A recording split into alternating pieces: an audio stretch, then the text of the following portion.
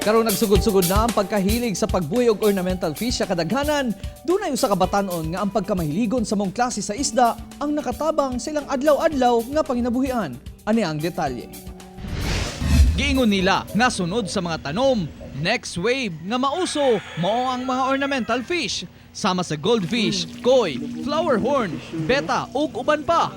Kini ang lakip sa mga ginabaligya sa batanong si Anthony Fernandez kinsa mahiligon sab sa mong klase sa isda. 10 years old pa ako nag-start aning isda-isda.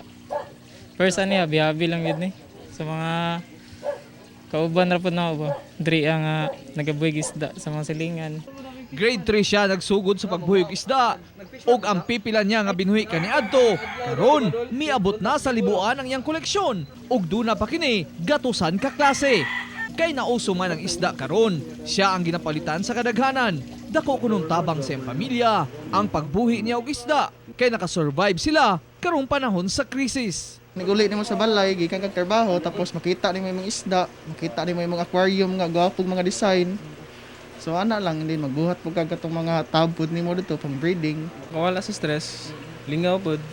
Ya, labi na kay bata, matanaw-tanaw yung mga bata sa kan isda. Tambag lang niya sa mga dunay plano nga magbuhi og mga ornamental fish. Tiyaga lang jud.